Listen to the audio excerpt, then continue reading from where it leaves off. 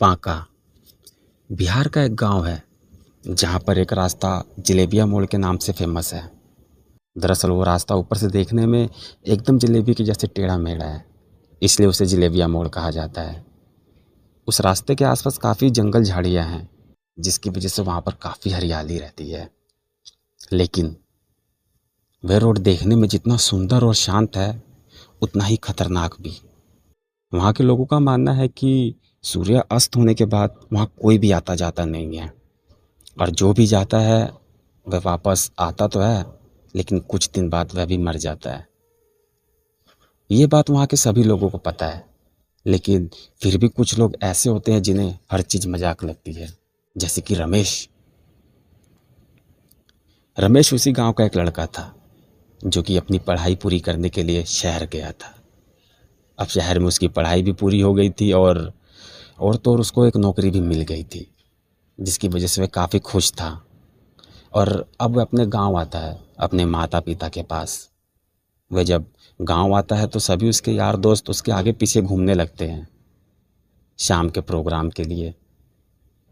वह सबको इशारा करता है कि शाम को मिलते हैं, और फिर अपने घर चला जाता है, अपने माता पिता के पास।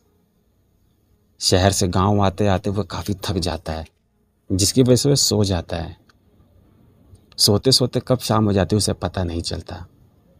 उसका एक दोस्त आता है, उसे उठाता है और इशारा करता है कि भाई शाम हो गई है, चलना नहीं है।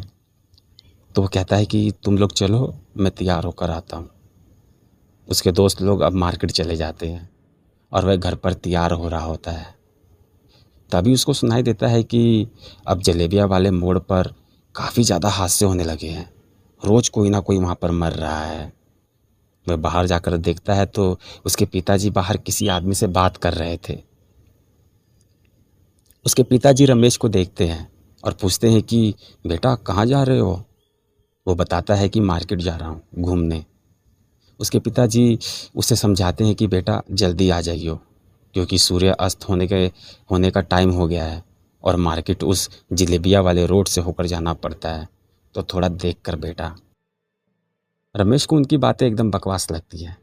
वह समझ जाता है कि उसके पिताजी उसे वहाँ जाने से रोक रहे हैं, और इसीलिए वह शायद ये सब बहाने बना रहे हैं। वह सर हिलाकर चला जाता है। रमेश को निकले काफ़ी टाइम हो गया था, और अब सूर्य अस्त होने का टाइम भी हो गया था। रमेश बाइक से था तो वो मार्केट जल्दी पहुंच गया था, लेकिन उसको वहाँ पर उसका कोई भी दोस्त नहीं दिखा। वह अकेला ही था। थोड़ा घूमा फिरा और वापस आने लगा। वह रास्ते भर ये सोचता आया कि सब कहाँ चले गए थे। अब रात भी हो चुकी थी, और रमेश अब उस जलेबिया वाले रास्ते पर था। वो तेज़ी से अपने घर आ रहा था कि तभी उसे रास्ते में उसका एक दोस्त दिखाई दिया। उसको देखकर रमेश ने बाइक रोक ली और उसको बिठा लिया। अब दोनों बंदे बातें करते हुए घर वापस आने लगे। उस रास्ते जो भी आता जाता हुए रमेश को बड़े ध्यान से देखते हुए जा रहा था।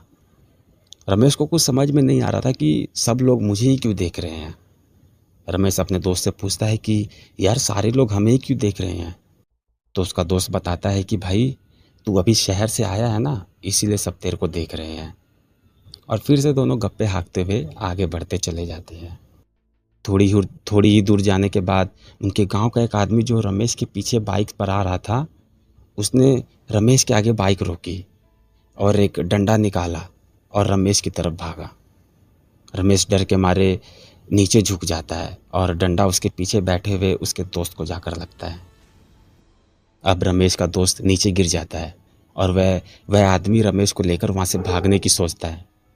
रमेश उस आदमी से हाथ छुड़ाकर अपने दोस्त को उठाने जाता है, और जब वो उठाने जाता है तो देखता है कि वो जो उसका दोस्त था, वो एक राक्षस था, जिसकी आँख ही नहीं थी और पूरा मुंह जला हुआ था, और उसके मुंह पर पूरा खून लगा हुआ था, जिसे देखकर रमेश बहुत ज़्यादा डर जाता है।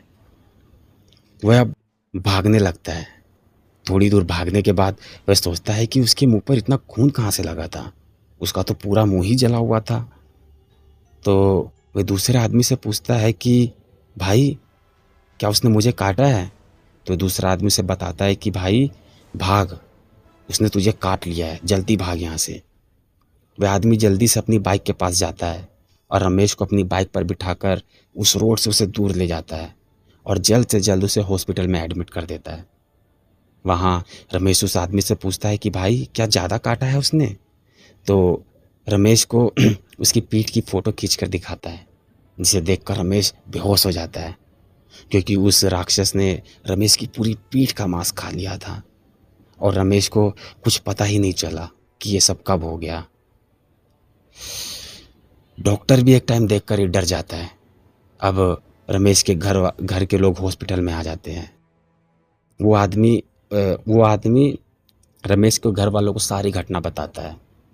कुछ दिन तक तो सब कुछ ठीक ठाक चला, रमेश भी ठीक हो गया था, रमेश को हॉस्पिटल से छुट्टी भी मिल गई। लेकिन कुछ दिन बाद रमेश भी बाकी लोगों की तरह मर गया और उसकी मौत के बाद अब पूरा गांव उस रोड पर जाने से डरता है। और इसी के साथ दोस्तों ये कहानी भी यहीं पर ख़त्म हो जाती है। तो दोस्तों कहानी आप लोगों को कैसी लगी प्लीज़ मुझे कमेंट कर बताना।